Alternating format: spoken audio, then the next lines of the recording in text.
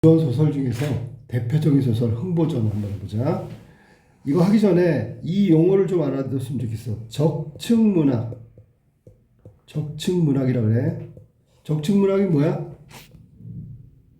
이게 있잖아, 독자가 계속 쌓이는 걸 말하는 거야. 그러니까 고전 소설들은 독자가 계속 쌓이잖아. 그걸 적층문학이라고 한다고.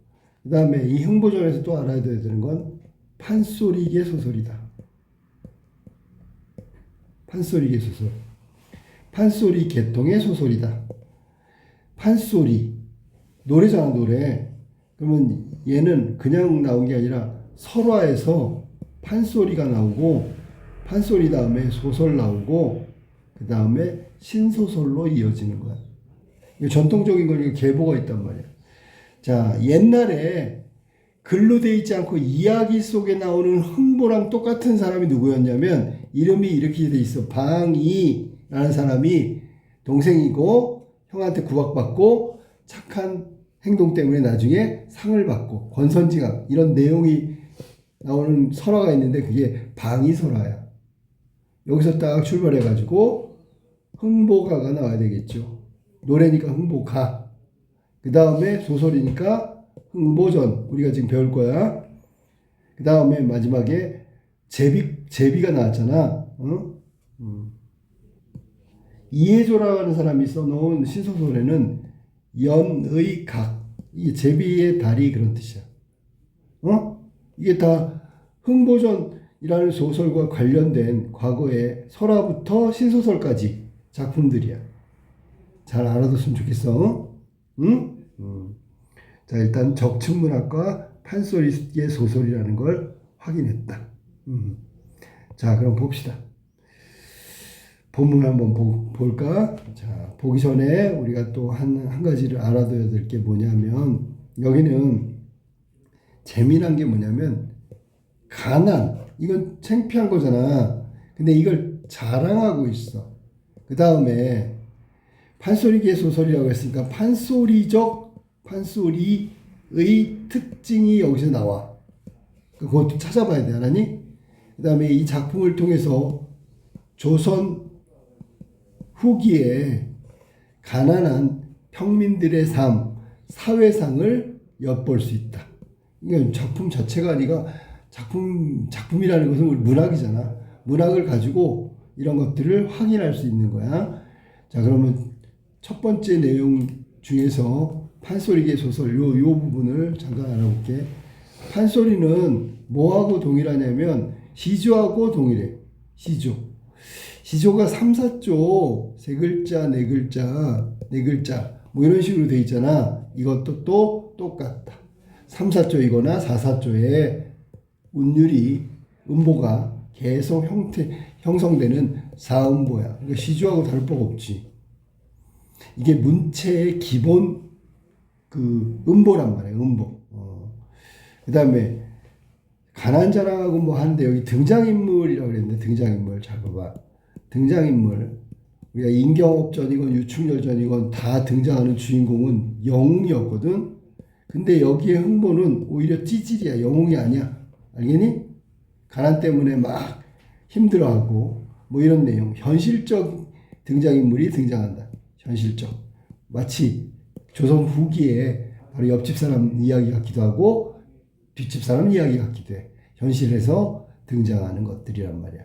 그 다음에 이 등장인물이 가난한 서민이기 때문에 이 사람의 일상을 보여주는 것들이 많이 나와.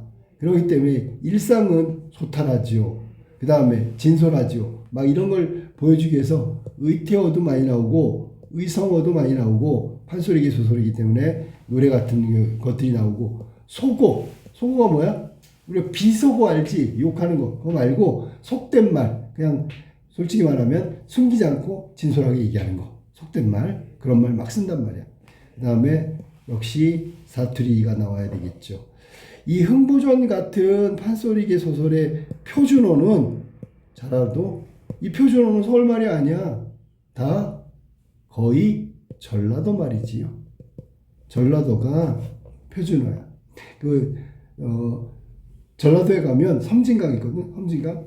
이 섬진강 동쪽에 있으면 동편제, 서쪽에 있으면 서편제. 동편제는 좀 재미난 거. 서편제는 막 그 뭐지? 그 막 눈이 멀어가지고 선악동 나그네 뭐 그런 거 있거든. 명창을 만들기 위해서 진짜 딸은 아니지만 입양한 딸의 눈을 멀게 해. 그러면 한이 맺히지. 한이 맺힌 게 판소리에 녹아 들어가. 그러면 명창이 된다 그래갖고 그런 내용의 슬픈 얘기가 서편제야. 서편제. 영화도 있어. 동편제는 좀 즐겁고 경쾌한 얘기를 하면 서편제는 무겁고 슬프고 뭐 그런 내용들이 나오는 게 서편제다. 그래서 판소리 그러면 사실 표준어가 전라도라고 생각하면 돼. 알겠지? 여기도 이제 경상도하고 전라도. 경상도하고 전라도의 경계쯤에 살았던 흥보 얘기를 하고 있는 겁니다. 당연히 조선 후기에 사회상을 반영하니까 조선 후기가 시대적 배경이고 경상도 전라도 경계 지역이 공간적 배경이라고 보면 됩니다. 알겠지? 자, 그럼 전체 줄거리 한번 볼까? 야, 우리가 흥보전을 모르는 대한민국 사람이 어디 있어? 자, 한번 봅시다. 흥보와 놀부는 형제지만 성품이 전혀 다르다. 그래서 잘 봐봐. 이렇게 놀부 같은 악인형, 흥보 같은 선인형이 나오지. 그래서 얘네들을 뭐라 하냐면 전형적 인물이라고 그래. 전형적 인물. 왜 그 고전소설 보면 아까 유충열전 뭐 인경업전 이런 데 보면 영웅이라 했잖아. 그 주인공은 잘생기고 똑똑하고 능력 있고 비범하고 막 이래요. 그런 걸 전형적 인물이라고 하는데 얘도 전형적 인물이라고 볼 수 있어. 다만 놀보는 처음에 악인이었다가 선인으로 바뀌잖아. 그러면 이거는 따로 입체적 인물이라고도 볼 수 있다. 캐릭터 변화가 있으니까 입체적 인물. 여기서 선인은 착한 사람은 흥보고요. 악인은 놀보란 말이야. 심술궂은 놀보는 부유하지만 재산을 다 가져서 그래. 어진 흥보는 가난하다. 그래도 형을 원망하지 않는다. 흥보는 놀보에게 양식을 얻으려 하지만 매만 맞은 채 쫓겨난다. 그거 생각나? 놀보 마누라가 주걱으로 딱 뺨을 때리니까 흥보가 배고파가지고 주걱에 붙은 쌀, 밥알 있잖아. 그걸 막 먹어. 얼마나 가난하고 배고팠으면. 그런 내용 나오지, 그지? 자기 시동생인데 그렇게 막 때리면 안 되겠죠. 환곡을 타러 갔다가, 환곡이 뭐지? 이거 빈민구제하는 제도잖아, 조선시대 때. 춘공기, 그러니까 쌀이 떨어지고 먹을 게 떨어졌을 때 쌀을 빌려주고 수확하면 이자를 쳐서 받는 거야, 갚는 거. 그러니까 쉽게 얘기하면 곡식을 빌리는 거지. 그거 갔다가 매품팔이 이야기를 듣고, 자, 매품팔이가 뭐야? 누구 대신 얻어맞으면 대신 돈 받고 얻어맞는 거지. 그 얘기를 들었어. 오죽하면 굶어 죽을까봐 내가 얻어맞고 돈을 벌어야지, 매품팔이. 그래갖고 병행에 찾아가지만 이마저도 실패한다. 이유는 뭐냐면 집에 와가지고 자기 마누라, 흥보 마누라한테 나 매품팔러 갈 거야. 그렇게 해서라도 돈을 받으면 아이들, 우리 식구들 배불리 먹을 수 있으니까. 그런 얘기를 했거든.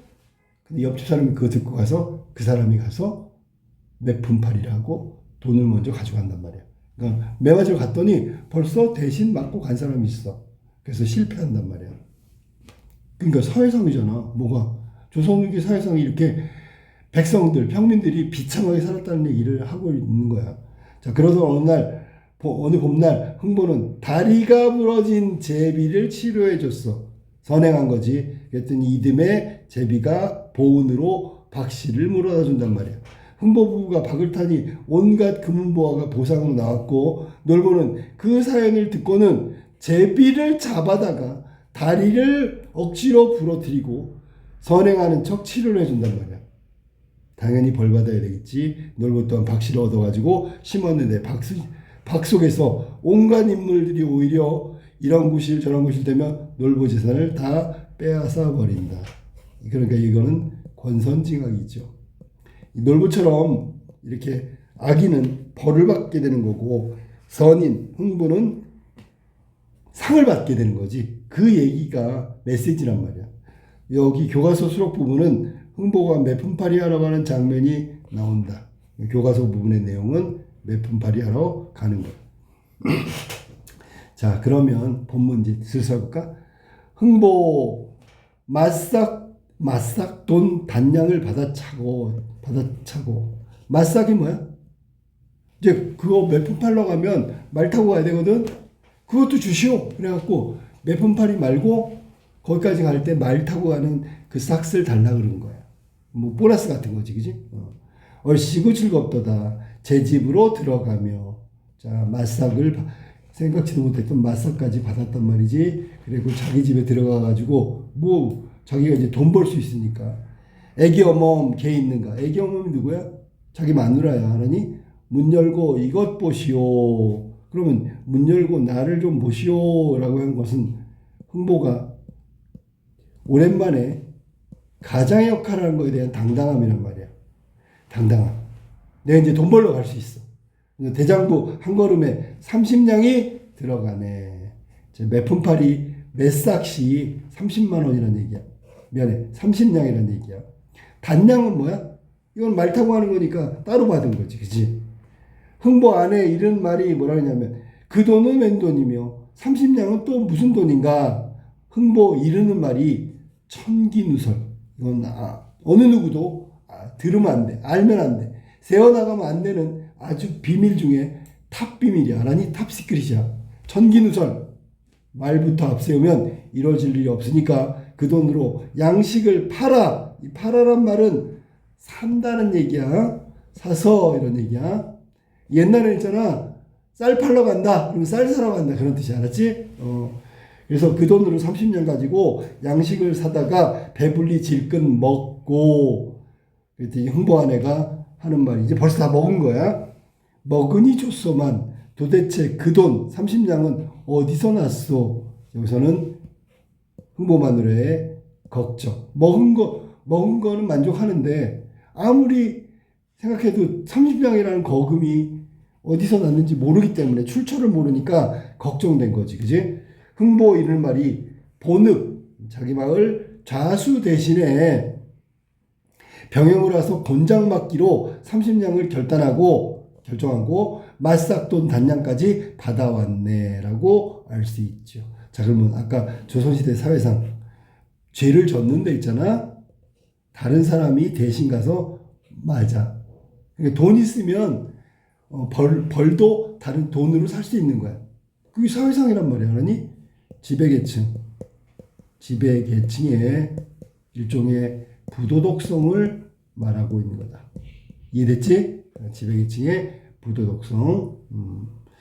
자, 30냥 받아가지고 또 단량까지 추가로 받아왔네. 그러니까 지금 그 돈으로다가 양식을 팔아서 지금 먹은 걸세라고 얘기했단 말이야.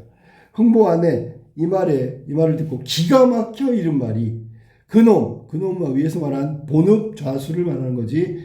죄상도 모르고 무슨 죄를 졌는지도 모르고 병영으로 올라갔다가 저 모습 저 몰골에 곤장 10대를 맞으면 자 지금 저 모습 저 몰골이라고 했으니까 흥보가 지금 매를 맞을 만큼 뭐 이렇게 체력이 좋다거나 덩치가 좋다거나 잘 먹어서 뭐 이렇게 버틸 만한 그 몸이 아니다 그런 얘기야.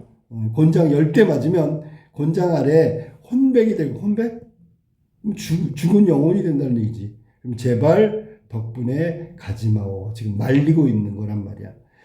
저 모습 저 몰골은 매를 맞은 만큼 튼튼한 모습이 아니라 허약한 모습이라는 뜻이겠지. 그지? 자 그래서 만류하고 있는 거야. 흥보 이런 말이 볼기에 구실이 있나니 볼기짝이 있다는 얘기 알아니? 자기가 맞을 만한 책임이 있다. 당연하지. 돈을 받았잖아 지금. 책임이 있어. 돈을 받았으니까. 마땅히 내가 책임져야 돼. 볼기가 구실이 있단 말이요. 이렇게 됐단 말이지. 자 그렇지. 볼기 구실을 들어보소. 자 봅시다. 이내 몸이 정승되어 평교자에 앉아봐라. 하나 둘 셋 넷 이렇게 되는 거야. 아까 사음보라고 얘기했잖아. 이게 판소리 소설의 특징이란 말이야. 판소리의 흔적이 조금씩 남아있어. 사음보 이게 계속 연속된단 말이지. 사음보 이런 것들이 모두 판소리 소설의 특징을 담고 있는 거다. 독자들에게 환기시키는 거. 자, 내가 내 볼기의 구실을 얘기할게 라고 해서 끌어들인다면 이거는 독자의 관심을 유도한다. 자, 그러면 이제 내용이 궁금해서 잘 들을 거란 말이야. 자, 그리고 여기 보니까 줄줄줄 이야기했지. 이건 판소리의 사설 같은 느낌이야. 사설이 원래 넋두리를 하고 싶은 말 막 하는 거거든. 이제 하는 거 봐봐. 이내 몸이 정승되어 평교제에 앉아볼까? 육판서 하였으면 초원위에 앉아볼까? 이 말은 정승도 못 되고 육판서도 못 됐단 말이야. 그 다음에 사복시, 여기는 관청의 관청. 사복시 관리였으면 사복시가 뭐 하는 사람이냐면 궁중에서 말하고 수레를 담당하던 관리야. 사복시 관리를 하였으면 임금이 타는 말에 앉아볼까? 근데 사복시 관리도 아니죠. 팔도 감사하여 선화당에 앉아볼까? 그럼 선화당은 관찰사가 머무는 집이 되겠지, 그지? 이 얘기는 결국 아무것도 못했단 말이야. 뭐 정승도 못하고요.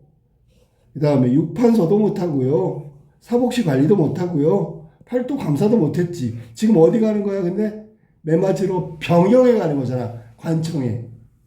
저런 관리가 안 됐으니까 갈 일이 없단 말이죠. 근데 지금 병영에 간단 말이야.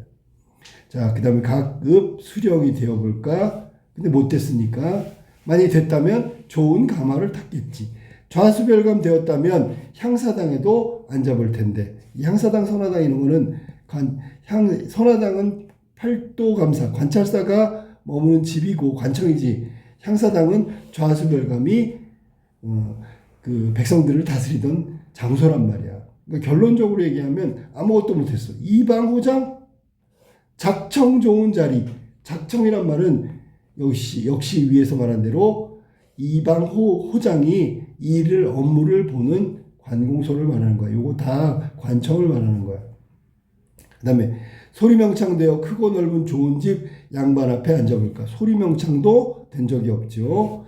풍류골 이것도 아니고요. 기생집도 못 가고 서울 이름날 기생되어 가마 안에 앉아볼까? 이거 지금 전부 다 나열하고 있는데 흥보하고는 아무 관련이 없어. 즉 내가 자랑할 게 하나도 없다. 내가 돼본 게 없다라는 걸 쭉 얘기하는 거야. 많은 돈 벌어 부담마에 앉을까? 많은 돈 벌었으면 부자가 됐겠지. 부담마는 여기는 사람도 타고 말도 사람도 타고 그다음 농 알지? 장농 이런 것들도 태우고 싣고 가는 말을 말해요. 운반하는 것을 말하는 거야. 쓸데없이 이내 볼기 놀려 무엇한단 말인가? 이내 볼기 놀려서 놀린다는 건 그냥 둬서 뭐한 아무짝에도 쓸모없다. 매품이나 팔아먹세. 그러면 볼기의 기능은 매품팔이용이다라고 마무리를 짓고 있는 거야.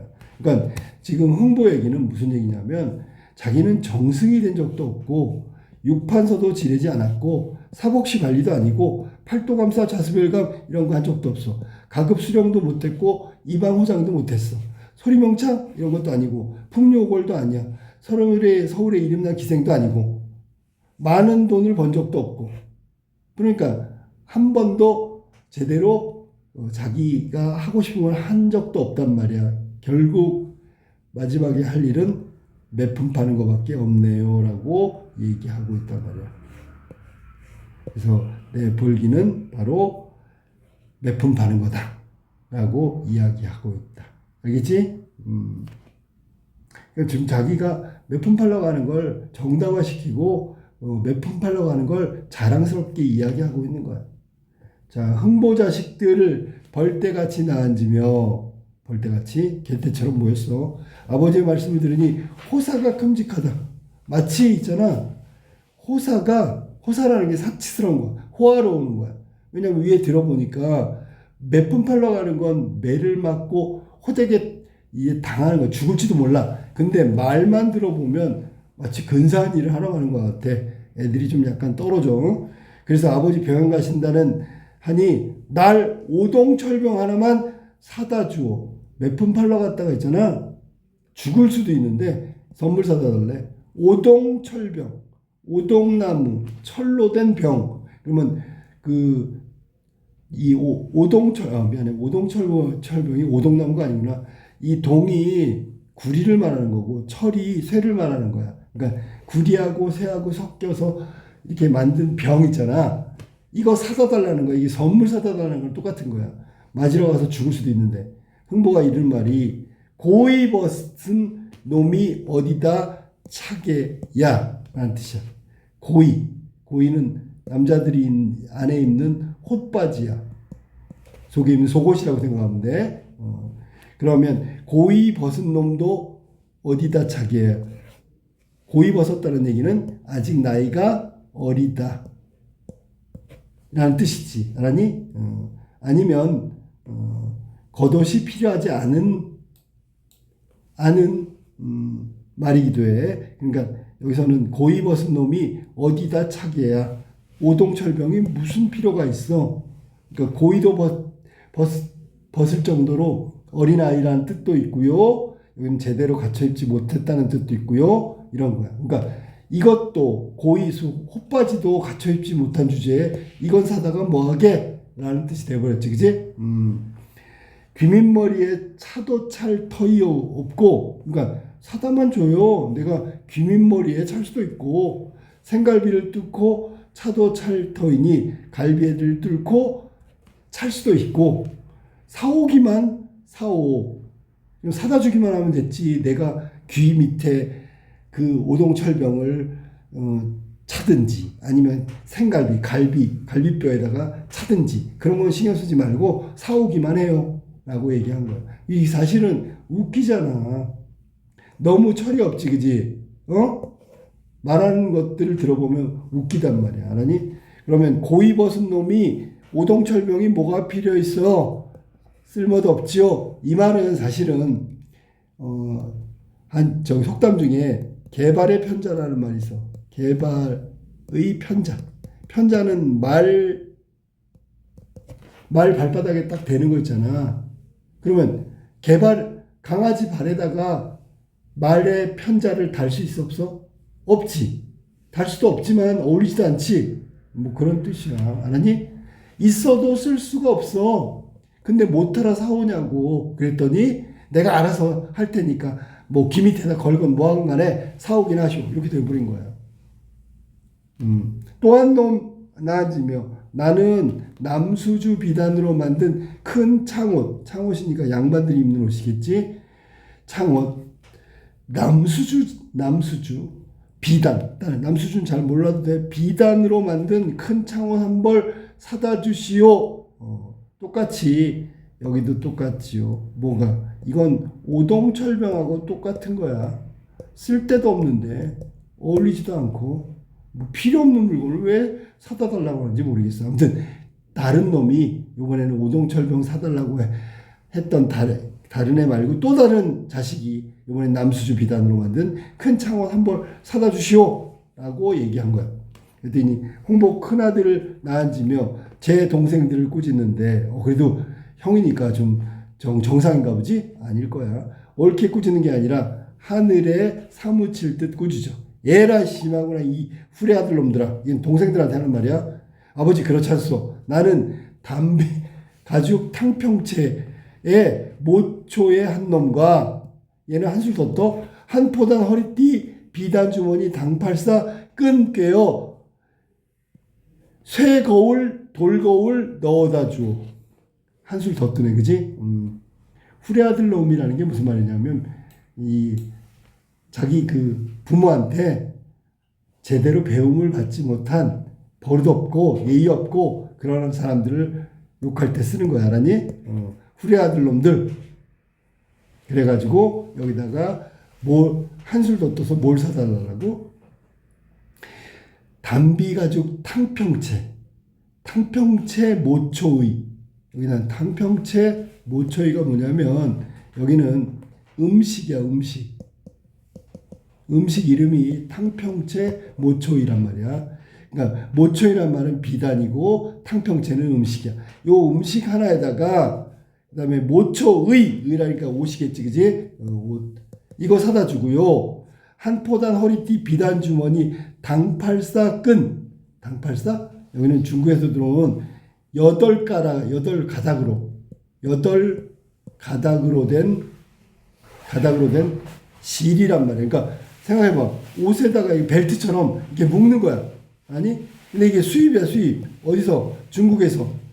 중국에서 수입한 8가닥으로 된 실로 된 그 끈을 갖다가 꿰어가지고 쇠거울, 돌거울 넣어다 주오라고 얘기했어. 자, 여기서 웃음이 빵 터지는 거지. 에라이 후레 아들 놈들아 하면서 뭔가 장남이니까 제 동생들을 꾸짖는 옳은 말을 하는 줄 알았는데 들어보니까 얘는 한술 더 떠. 아니? 이런 걸 더 필요 없는 걸 또 사다 달라고 한다. 이게 바로 해악성이란 말이야. 우리 문학은 이런 거 있어. 웃음으로 눈물 닦기라는 말이 있어. 아주 심각하고 힘든 상황이야. 그런데 이렇게 해악성을 띠면서 그 힘들고 고통스러운 걸 웃으면서 넘어갔단 말이야. 그게 이제 해악성이고, 그런 거 있잖아. 막 탄핵반대에 가봤더니 막 깃발 있잖아. 전국 방구석 협회 막 이런 거 써놨잖아. 나 방구석에 가만히 있으려고 그랬는데 왜 나오게 했어? 막 이런 거를 해학적으로 표현한단 말이야. 알겠지? 그게 이제 우리 문학의 특징이야. 흥보가 하도 기가 막혀서 대답하는 거야. 뭐라고 해볼까? 내 아무것도 안 찾을 듯이 하더니 단계를 높여. 자, 더한다는 얘기지, 그지? 너희 놈들이 내 말은 볼기에 대성방으로 아는 놈들이구만. 이렇게 했어. 한술 더 뜨지 않나. 대성방이라는 게 뭐냐면, 자, 송방이 개성에 있는 개성 상인들 가게지, 그지? 대성방이라고 했으니까, 주로 서울에 있는 개성 상인의 가게를 말하는 거야. 거기 가면 귀한 물건도 있고, 아주 비싼 물건도 있고, 물건이 다양하게 있단 말이야. 그러니까, 니네들이 지금, 자기 아비를, 나를 말이지, 대성방에, 서울에 있는 개성 가게에 가는 줄 알고 있구나. 뭐 이런 얘기를 하는 거야. 단계를 높였다는 얘기는 점점 원하는 게 점점 더 허무맹랑하고 황당한 걸 원하고 있구나.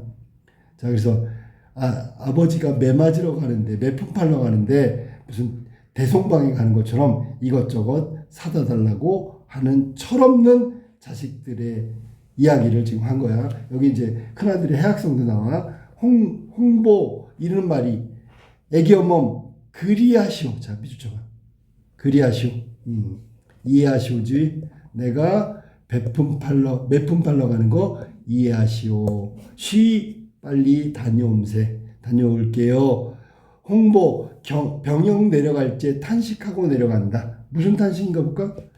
도로는 끝없는데 병영성중 어디매요? 도로는 끝이 없다는 얘기는 계속 가야 되는데 병영성중은 도대체 어디 있는 거야? 삼국지 조자룡이 강을 넘던 청총마가 있으면, 이 청총마가 조자룡이 타고 다니는 명마지, 그지? 이거 있으면 이제 잠깐에 딱 가련마는 몸이 고생스러우니 조그만 내 다리 오늘 가다 어디서 자며 내일 가서 어디에서 잘고.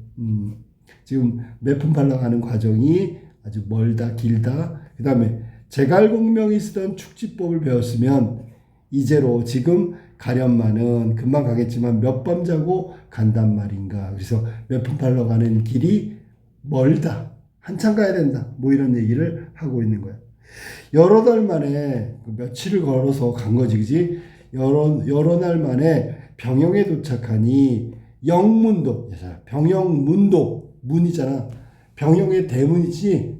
병영문이야. 대문짝이잖아. 이 문짝 자체가 엄숙하고 그러니까 위압적이란 얘기지.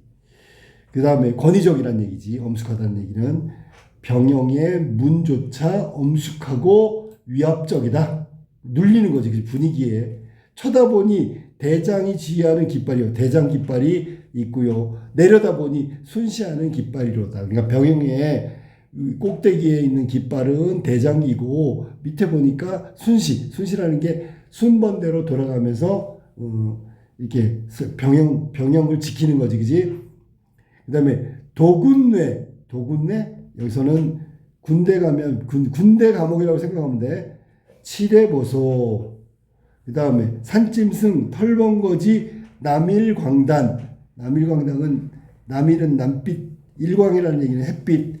자, 그러면 남색 햇빛이 되겠지, 그지? 남빛 바탕에 이건 깃발이구나. 그러니까 남빛 바탕에 있잖아. 일광, 햇살 무늬 뭐 이런 것들이 그려져 있는 그치 단이지, 그지? 그러니까 이게 병용이라는 게 관청이란 말이야. 가봤던 있잖아. 병영문도 와 위압적이고 권위적이고 엄숙해. 기가 팍 눌렸는데 그 위에 깃발, 대장 깃발도 있고 순시하는 순시 깃발도 있고, 그 다음에 병영에 그 군인들 가둬놓는 감옥을 보니까 위압적이지, 무섭지, 그지? 산짐승 털번거지에 뭐라고 써있냐면 기단이 하나 있는데 이게 남색 바탕에 해무늬, 햇살무늬, 해가 그려져 있는 거야. 그래서 비단으로 돼 있으니까 깃발이네, 이것도. 자, 깃발 몇 개 나왔어? 3개 나왔어. 장군기, 그다음에 순시기, 남일광단, 도래군 깃발, 도군내, 미안해. 그다음에 갓근고리, 밀화귀 따은 궁초로 만든 갓근을 잡아매고, 궁초라는 게 일종의 이것도 옷감이죠. 그러니까 비단인데, 비단 일종인데 갓근에 잡아매고, 관디 협수 군복띠를 배에 눌러매고. 이거 누구 말하는 거야? 지금 도군내 앞에 있는 그걸 지키는 군인의 모습이야. 알았어? 갓근고리 밀화기 따은 궁초로 만든 갓근을 잡아매고, 그 다음에 관디 협수 군복에 띠를 둘렀어, 배에다가. 그 다음에 날랠 용자를 가슴에다 딱 붙이고 있는 거야. 겁나 안 겁나? 겁나죠. 자, 그래서 여기는 지금 가봤더니 그 병영의 분위기가 되게 엄숙하고 막 권위적이고 분위기에 눌려있단 말이야. 알았어? 도군뇌의 군인의 모습을 이야기한 부분이 바로 이 부분이다. 날랠 용자까지 써 있어. 됐죠? 자, 그러면 이 칠해는 도군내 칠해보소. 이 칠해가 바로 밑에 있는 게 칠해지요. 그러니까 이 칠해라는 말이 원래 무슨 뜻이냐면 잘 관리하고 잘 손질하는 거야. 그러니까 이 도군내 군사들이 잘 모습이 있잖아. 잘 손질한 그런 모습이야. 단정한 모습이라는 얘기야. 그런데 이 모습은 흥보에게는 굉장히 위압적이었을 거야. 흥보 앞에 썩 나서며 뭐라 하냐, 흥보한테 얘라 이놈 걔 안거라. 흥보 속마음, 내가 분명히 저승에 들어왔나 보다. 저승사자를 만난 기분이야. 당연히 두려워서 그렇겠지. 두려움 때문에 도군내 군사가 너 이놈 거기가 안거라 그랬더니 깜짝 놀라가지고 벌벌 떨고 있는 거지. 문간에 들어가니, 문간에 들어갔어. 어떠한 사람들, 이 사람들 다 뭐 한 사람이야? 매품 팔러 온 사람들이지. 매품팔이 하러 온 사람들이야. 자기처럼 매품 팔러 온 사람들이 4, 5인 4명 5명 안자권을 흥보 들어가며 인사오 에 마오 이렇게 돼 있네. 그러니까 뭐 안녕하세요 왔어요 뭐 이런 거야. 거기 뉘라하오, 이제 이름을 물어봤지. 나 말씀이요 조선 제일가는 흥보를 모르시오. 가난홍보. 제일 가난한 흥보를 모른단 말이요. 이게 지금 가난을 자랑하고 있는 거 아까 나왔었지. 한 놈이 나서며, 자 생각해봐. 매품을 파는 건 정상적이지 않잖아. 매품을 팔 정도면 내가 얼마나 가난하고 얼마나 굶주렸는지를 이야기함으로써 매품팔이의 정당성을 받고 싶은 거야. 내가 너무 가난하기 때문에 매까지 팔아. 지금 매품팔이 하고 있는 거야. 이제 떠드는 거야. 한 놈이 나서면 장자가 무엇하러 와 계시오. 장자. 우리가 두 가지지. 장자는 물론 중국의 성년 중에 장자도 있지만, 장자가 우리가 보통 쓰는 게 큰아들을 장자라고 하고, 두 번째는 백만장자라는 그 장자야. 그럼 여기서는 흥보한테 뭐라고 했냐면 이렇게 얘기하는 거지. 아이 부자가, 백만장자가 뭐 타러 여기 왔냐고. 그랬더니 흥보 가슴이 끔찍해요. 거기 거기는 무엇하러 왔소? 모른 척하고 물어봤나? 그랬더니 나는 평안도 사방동 동팔풍촌에 사는 솔봉 애비. 나 모르시오? 25대째 가난으로 매품 팔러 왔어.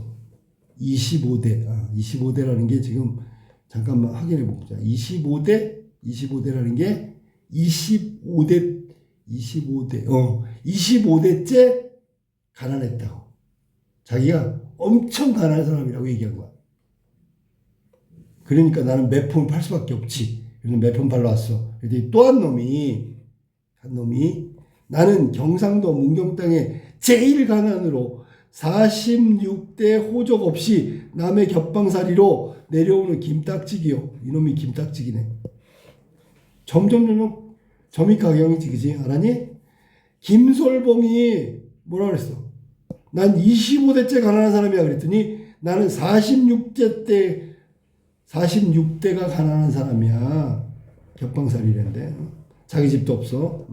김딱지기 누구한테? 솔봉애비한테 야, 나는 46대가 가난해. 이렇게 얘기한 거야. 서로 가난 자랑하고 있는 거지, 그지?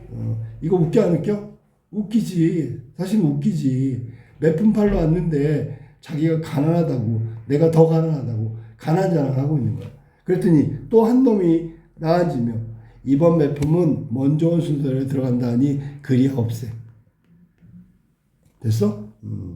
그러면 처음에는 가난한 사람이 매품을 팔러 왔던데 이번에는 온 순서대로 매품팔이가 변경된 거야. 저분 언제 갔어? 이제 온 순서를 따지는 거지. 나온 지는 지난 장날 아침밥 먹기 전에 그 동틀 때 왔어. 야, 지난 장날 아침밥 먹기 전 동틀 때 왔어. 일찍 왔다고. 아주 온 지가 오래됐다고. 알았니? 그래야 자기가 매품을 팔 거 아니야. 왜냐면 매품팔이 기준이 가난한 게 아니라 먼저 온 순서대로 바뀌었잖아, 지금 화제가. 그러니까 나는 진짜 일찍 왔거든. 지난 장날 아침밥 먹기 전에 해가 뜨기도 전에 왔어. 근데 한 놈이 앉으면서 나 온 지가 20여일이라도 생나무 곤장 한 대 맞아본 내 아들놈 없어. 또 이거 뭐야? 그러니까 자기가 더 일찍 왔다라는 얘기를 하는 거지, 그지? 20여일이라도 생나무 곤장 한 대 맞아본 내 아들놈이 없어. 그러니까 아직 나는 한 대도 안 맞았으니까 내가 맞아야 되겠다. 흥보 이런 말이 그리 말고 서로 가난한 자랑 여태까지 한 게 아무래도 제일 가난한 사람이 매품을 팔아야 될 것 같습니다. 그랬더니 그 말이 옳다고 저분 가난이 어떠하오. 그랬더니 흥보가 이제 떠들겠지요. 내 가난 들어보소. 집이라도 들어가면 사방 어디로도 들어갈 작은 곳이 없어. 대문도 없잖아. 문도 없다고. 문도. 내가 가난이 얼마나 가난하냐면 어디 들어갈 문도 없어. 닫은 벼룩 쪼그려 앉을 데도 없고. 닫다는 얘기는 돈 닫게 하는 그 닫다야. 막 뛰어다니고 이동하는 걸 말하는 거지. 그럼 벼룩이 툭툭 튀어다닌단 말이야. 얘네들이 쪼그려 앉을 데도 없대. 당연히 이건 과장과 해악이지. 아니 벼룩 있잖아. 벼룩이 많은데 걔 다리를 쭈그릴 수 있는 공간마저 없대. 얼마나 집이 작으면. 대문도 없고요. 삼순구식. 삼순이란 말은 순이라는 게 열흘을 말하는 거니까 30일을 말하는 거고 9끼니 먹는다. 먹을 게 없어가지고 30일 동안에 9끼니밖에 못 먹어. 먹어본 내 아들이 없어. 그래서 과장하고 가난을 자랑하고 있는 거랑 비슷하다고. 그렇지. 왜냐면 가난한 대로 매품팔이를 하니까. 됐지? 몹시 가난하다는 걸 이야기한 거야. 그랬더니 한 놈이 나앉으며 내가 보기에는 되게 풍족하게 먹고 살 수 있겠네? 저분 가난은 어떠하고? 그랬더니 다른 사람이 내 가난 들어보소. 내 가난 남과 달라. 2대째 내려오는 광주산 사발 하나 선반에 얹은 지가 8년이 됐대. 광주, 여기서 광주는 경기도 광주, 도자기 이천 거기야. 광주에서 생산한 물건인데 사발 하나가 없어. 얹은 게 8년이 돼. 그러면 사발 하나 갖고 8년 썼다는 얘기잖아. 이해됐어? 그리고 이 얘기는 사발을 얹은 지가 8년이라 했잖아. 내린 적이 없어. 그럼 8년 동안 사발에 담을 음식이 없었다는 얘기야. 아주 가난하다는 얘기지. 배틀하는 거지. 가난 배틀. 여러 날 내려오지 못하고 아침 저녁으로 눈물만 뚝뚝 찢고 부엌에 노랑지가 밥알을 주우려 다니다가 다리에 가래톳이 서서 종기 터뜨리고 들어놓은 지가 석 달이 되었어. 밥알을 있잖아. 뭐냐면 노랑쥐가 쥐새끼가 밥알 먹으려고 다니다가 다리에 가래톳이 서가지고 종기 터뜨리고 누운 지가 석 달 됐다. 이것도 과장이지. 쥐가 와가지고 밥알 먹으려고 했는데 석 달 동안 아무것도 못 먹었다. 내 가난이 최고다. 과장해서 얘기하는 거지. 좌우 들으신 바 내 신세가 어떠오. 내가 제일 가난하지요. 이렇게 얘기한 거지. 김딱지기 썩 앉으면 거기는 참 나한테 비교하면 백만장자 부자인 것 같소. 내 가난 한번 들어보. 조그만 한 칸 초막 발 뻗을 길이 전혀 없고 발도 못 뻗어. 우리 아내와 나와 둘이 앉고 누워있으면 내 상투는 울타리 바깥으로 우뚝 나가고 우리 아내 궁둥이는 담 밖으로 알궁둥이를 보이니. 그럼 둘이 누우면 벌써 집이 얼마나 조그만지. 이것도 과장인데 해학적이지, 그지?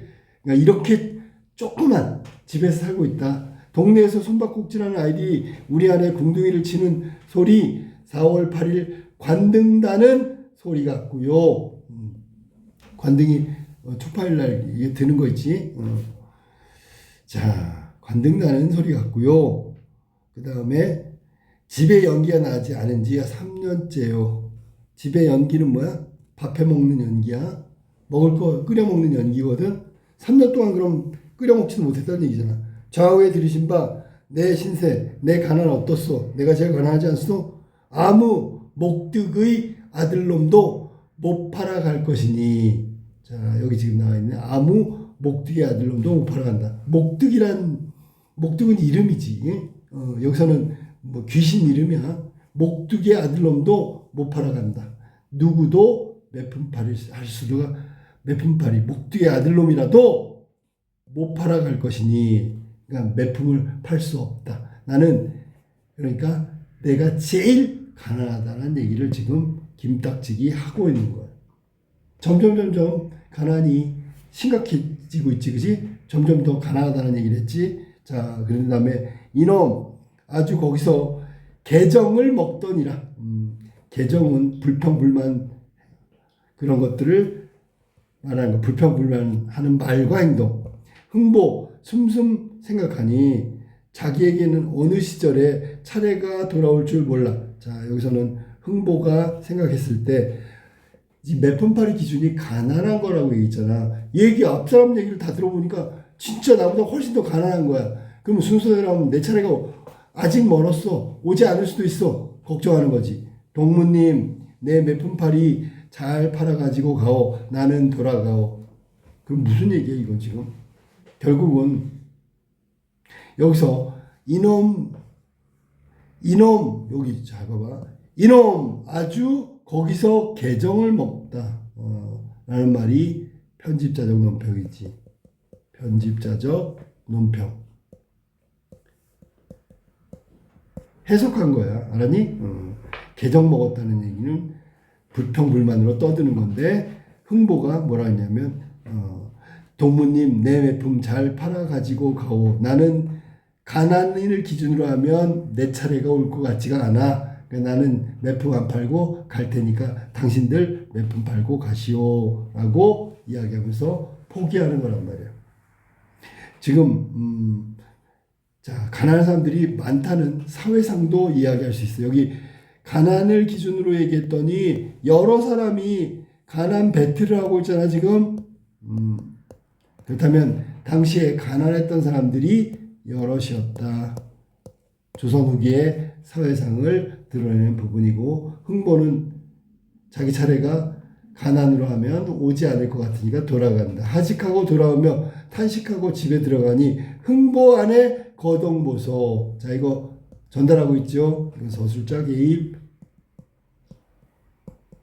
서술자가 있잖아. 등장인물에 대해서 보여요. 이야기하는 거야. 왈칵 뛰어 달려들어 흥보 소매 검쳐잡고 검치다라는 게 원래 이 두 곳을 한꺼번에 이렇게 맞대어 붙이는 거니까 우리 멱살 잡을 때 양쪽을 잡아갖고 옷을 이 가운데를 모지 이게 검치다라는 뜻이야. 이게 딱 멱살을 딱 잡아서 딱 이렇게 하는 거. 흥보 소매를 갖다가 마주 잡아서 딱 겹쳐가지고 듣기 싫을 정도로 크고 설게 울면서 여기서는 착각하고 있는 거야. 무슨 착각? 남편 흥보가 매 맞고 매품팔이하고 왔다고 생각한 거야. 그러니까 설게 울면서 뭐라 하냐. 하늘이 사람들을 세상에 나게 할 때 반드시 자기 할 일을 주었으니 생기는 대로 먹고 살지 왜 남 대신으로 매품을 팔까. 애고 서러워. 자, 이거는 착각하고 있다고 지금 얘기하고 있지.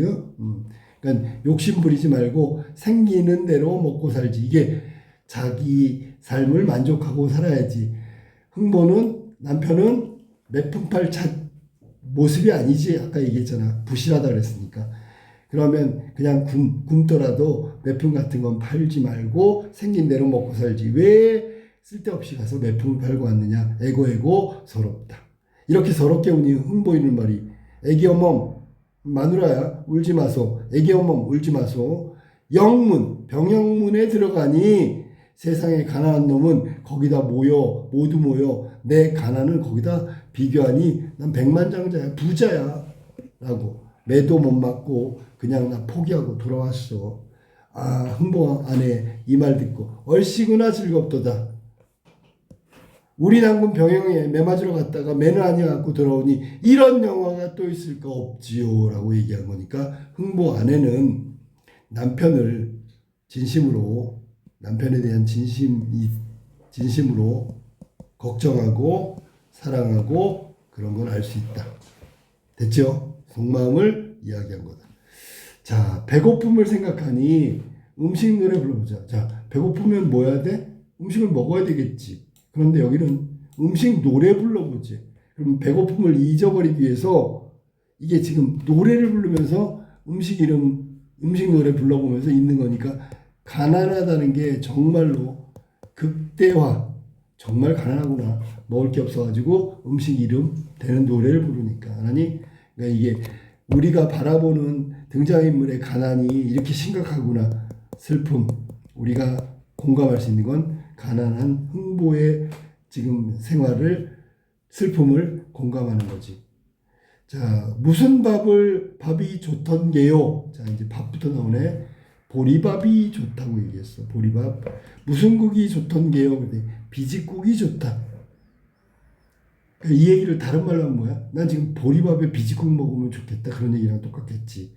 음식을 맛있게 하여 먹으려면 게장국에 늙은 호박을 따놓고 숭늉에 고춧가루를 많이 치고 들기름을 많이 쳐가지고 사곰은 괴곰이 먹을만하고. 자, 사곰은 괴곰이 먹는다. 여기서 곰은 우리가 곰탕 하는 거지. 아주 오랫동안 끓인 걸 말하는 거야. 푹 삶는 거.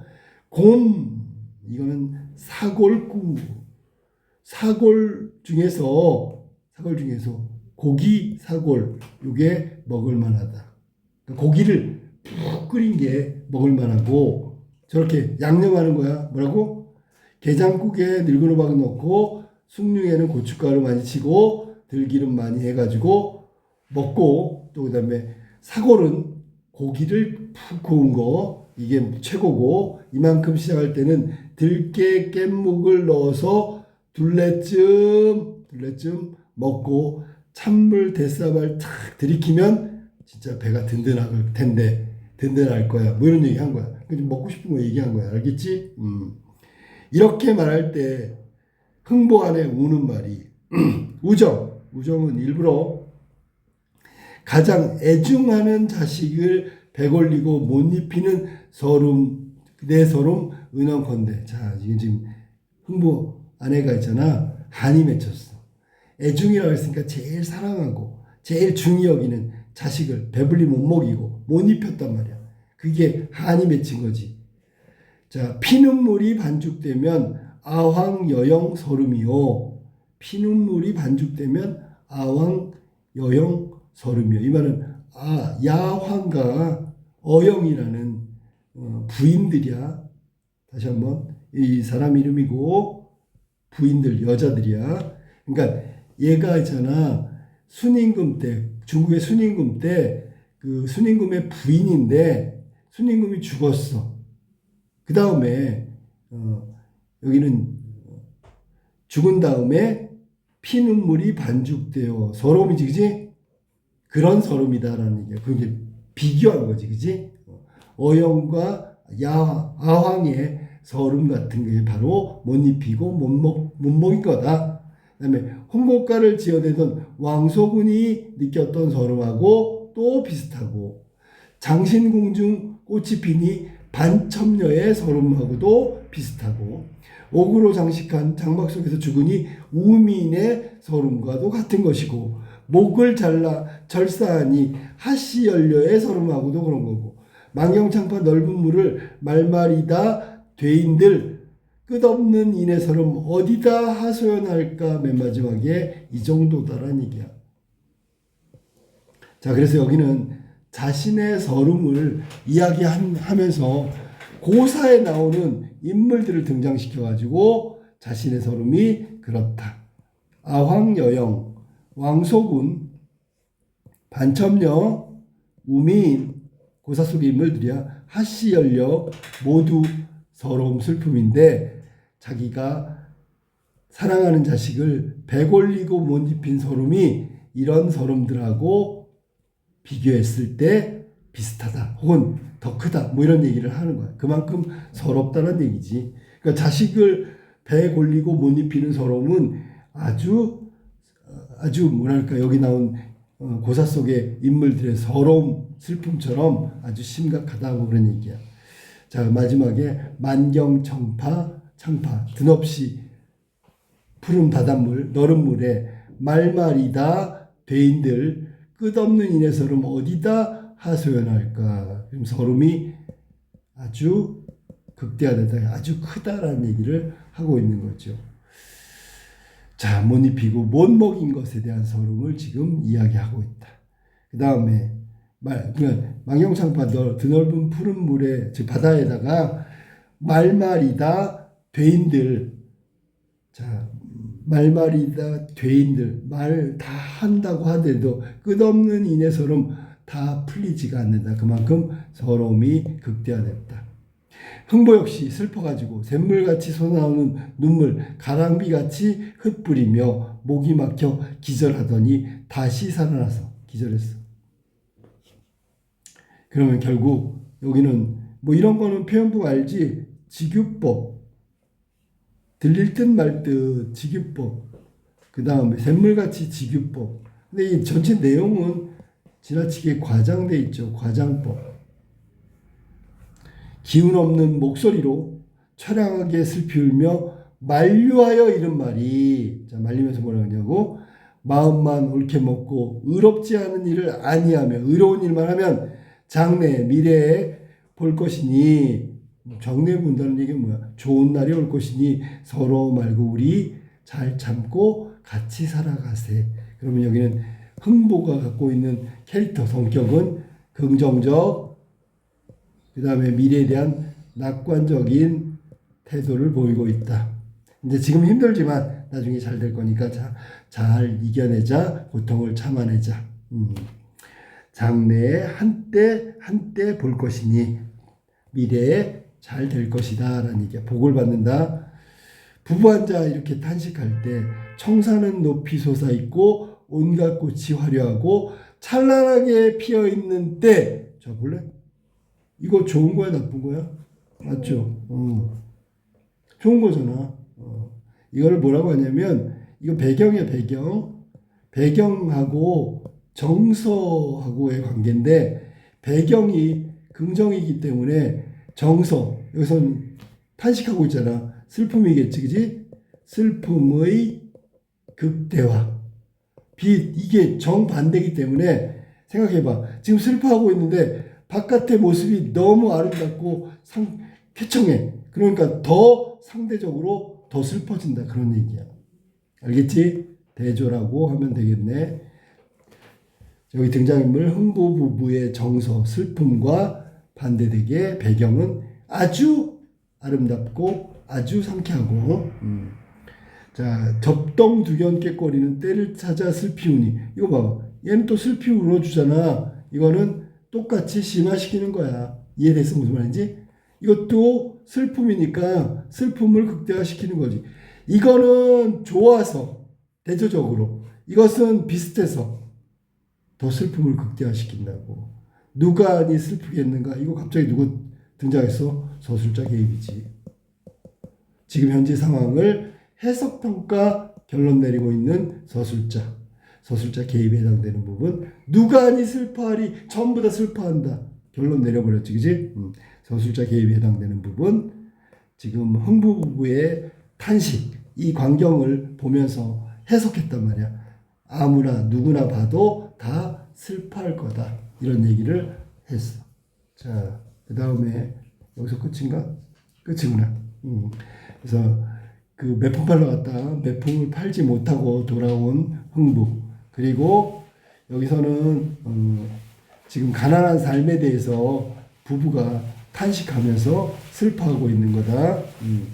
자, 그러면 시험 문제에 나올 만한 거 잠깐 정리 한번 해볼까? 이 흥보전은 아까 적층문학과 그 다음에 전지적 작가 시점과 이런 거는 다 알고 있는 거니까 적층문학 독자가 점점 시간이 지나면 쌓인다는 뜻이고 판소리계 소설이고 그래서 3, 4, 4, 4조의 사음보가 연속적으로 일어나고 있다. 설화에서 시작했는데 흥보 대신 방이라는 사람이 주인공이고 나중에 흥보가 판소리, 흥보전 판소리계 소설, 연희가 이해조의 신소설로 이렇게 변하는데 내용은 거의 유사하다. 큰 골격은 그대로인데 디테일한 게 약간씩 좀 다르다고 얘기하면 돼. 시대적 배경은 조선 후기고 전라도, 경상도, 경계의 흥보 얘기를 하는 거다. 자, 그러면 시험 문제 나올 거 주제인데 주제를 두 가지로 설정할게. 겉으로 드러나는 표면적 주제가 있고 그 다음에 속에 감춰져 있는 이면적 주제가 있어. 표면적 주제는 우리가 다 알다시피 형제 간의 우애지, 우애. 형하고 동생하고 우애. 친구끼리면 우정, 형제끼리면 우애. 이렇게 쓰면 돼, 하나니? 그런데 이면적 주제가 가끔 나온다고. 이면적 주제는 뭐냐면 여기 흥보 같은 몰락한 양반, 그 다음에 재산을 다 독차지한 신흥부자, 널 보겠지? 의 갈등이라고 보면 되겠지. 몰락한 흥부 같은 양반과 신흥부자 사이에 빈부차에 의한 갈등. 이게 이면적 주제, 속에 숨겨져 있는 주제다. 겉으로는 그냥 형제간의 우애지만. 자, 그 다음에 이 소설은 무슨 소설이었지? 판소리계 소설이었잖아. 판소리계 소설. 자, 3번이 판소리계 소설, 3, 4조, 4, 4조의 사음보가 계속 이어지고 있다. 그래서 판소리계 소설 중에 자, 음보도 그렇지만 사설 같은 부분이 나오죠. 가난 자랑하는 거 사설, 혹은 여기서는 이제 해학이 나와야 되는데 해학이 두 가지로 얘기할게.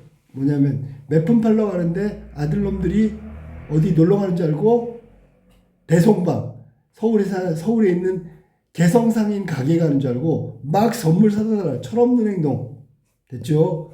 그 다음에 두 번째는 거기 병영에 가서 가난 자랑하는 거. 이것도 해학적이라고 보면 되고 동시에 두 번째 나와 있는 가난 배틀은 그 당시에 매품 팔려고 하는 사람이 그렇게 많았다. 가난한 사람들이 그렇게 많았다라는 조선 후기 사회상을 드러내는 거야. 알겠지? 그 다음에 풍자와 해학. 이 말은 당연히 알아둬야 되겠지. 풍자. 그리고 해학. 해학은 지금 얘기했으니까. 풍자라는 건 뭐야? 겉으로는 아닌데 나중에 결론적으로 얘기하면 비판, 비난, 욕하고 있는 거가 풍자잖아. 됐죠? 그러니까 여기서는 해학적인 웃음의 미학 이런 것들이 등장한다. 그다음에 일상적인 용어 나왔다는 거 아까도 얘기했어. 자, 그럼 좀 약간 디테일하게 한번 해볼게. 뭐냐면 조선 후기의 상황을 한번 볼게. 조선 후기. 첫 번째. 자, 본읍좌수처럼 돈을 가지고 죄를 대신했어. 이거는 물질주의라고 하는 거야. 물질 만능주의, 배금주의, 뭐 이런 거. 이게 가능했다. 그러니까 돈이면 다 돼. 죄를 지어도 벌 받는 것도 돈 주고 다른 사람이 받으면 돼. 이게 그 당시의 사회상의 모습이라고. 두 번째는 매품팔이가 두 번째겠지. 매품팔이 매를 대신 맞고 생계를 이어가는 사람들이 많았다는 게 조선시대 때 사회상이라고. 세 번째 사회상은 뭐냐면 자, 죄를 지은 본업자수 같은 사람, 죄를 짓고 형벌을 대신했으니까 형벌을 결론적으로 받지 않는 사람들이 있었다. 됐죠? 자, 그다음에 네 번째, 여기 흥보처럼 양반이지만 몰락해서 가난하게 살아가는 가난한 사람들이 존재했구나. 흥보를 통해서 알 수 있다. 양반 몰락으로 가난하게 살아가는 양반이 있었구나. 당시 사회상을 얘기한다. 그래서 네 가지는 이 내용을 통해서 조선 후기 사회상을 우리가 짐작할 수 있는 것들이다. 이렇게 알면 돼. 그 다음에 우리가 여기서 제일 웃음이 나와 있는 부분이 뭐냐면 아까 김탁지도 나왔지만 끝없이 자기의 가난을 자랑하고 있는 가난 배틀. 요게 좀 재미난 부분이지, 그지? 사발을 8년 동안 엎어놨다. 그러면 8년 동안 음식을 담은 적이 없다. 뭐 이런 얘기하고 그랬더니 그러면 나한테 비하면 백만장자 장자네, 부자네. 자, 우리 집은 부부가 누우면 내 상투는 바깥으로 나가고 아내는 궁둥이가 밖으로 나가. 그 정도로 좁은 집, 문도 없어. 그렇게 얘기하는 부분. 이게 가난을 진짜 가난에 대한 배틀은 과장했어. 다시 한번 얘기하는데 과장했고요. 그다음에 이걸 듣거나 본 사람들은 웃겨. 해학적이라고. 사실은 저 상황이 진짜라면 웃음이 나오면 안 되거든. 근데 웃겨. 지나치게 과장해서 설마 저렇게까지 가난할 수는 없지요. 그러면서 사회상을 드러내고 있다. 아까 얘기했던 부분 겹치네, 그지? 조선시 후기에 가난했던 사회상을 이야기하는데 그냥 슬프게 막 이렇게 얘기한 게 아니라 과장하면서 해학적으로 이야기했다. 자, 그 다음에 가난 배틀 첫 번째 한번 보세요. 여기 삼순구식도 있지만, 자, 첫 번째는 삼순구식. 이게 이 사람의 가난 정도야. 30일 동안, 이 순이라는 게 열흘을 말한다 그랬지? 30일 동안에 9끼니밖에 못 먹어. 첫 번째. 두 번째 사람은 석 달 동안 밥을 굶었어. 밥을 먹어본 적이 없어. 연기가 안 난다는 건 밥을 지어 먹지 않았다는 얘기니까 석 달 동안 거의 굶다시피 했어. 살아있는 게 대단해. 아니? 그 다음에 김딱지근 3년 동안 밥을 해먹지 못했어. 점점 정도가 점점 심해지지. 그러니까 흥보가 뭐라 그래? 나는 이 사람들 순서대로 한다면 순서가 차례가 안 오니까 난 그만 갈게요. 동무님들 내 매품까지 다 팔고 가시오. 나는 돌아가리다. 이렇게 하면서 가게 된 거란 말이야. 자, 가난 정도는 삼순구식에서 석 달 3년으로 바뀌었다. 아니? 자, 그 다음에 나온 내용은 마무리할게. 자, 그래서 이게 지금 우리 배운 흥보전의 내용이었다.